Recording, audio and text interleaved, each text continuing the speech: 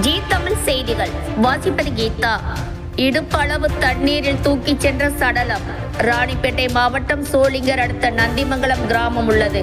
இந்த கிராமத்தில் 300க்கு மேற்பட்ட குடும்பங்கள் வசித்து வருகிறார்கள். இந்த கிராமத்தில் இறந்தவர்கள் உடலை புதைப்பதற்கும் சுடுகாட்டிற்கு எடுத்துச் செல்லும் வழியில் நீண்ட பெரிய ஏரி பெருங்காஞ்சி ஏரி நிரம்பி அதன் உபரி நீர் நந்திமங்கலம் ஏரி நிரம்பி கடைவாசல் வழியாக ஏரியிலிருந்து கடைவாசல் வழியாக வெளியேறும் ஓடையில் பெருக்கெடுத்து ஓடுகிறது. இந்த ஓடையில் மழைக்காலங்களில் அதிக வெள்ளம் பெருக்கெடுத்து ஓடும்.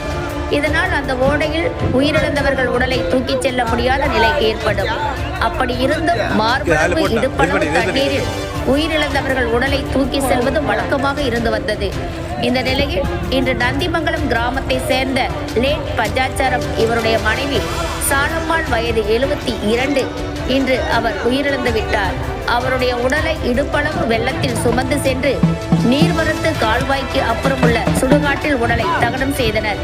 இதனால் அப்பகுதியில் பெரும் பரபரப்பு ஏற்பட்டுள்ளது. மக்கள் நீண்ட காலமாக சுடுகாட்டுக்கு செல்லும் பாலம் இன்னும் அமைக்காமல் உள்ளது.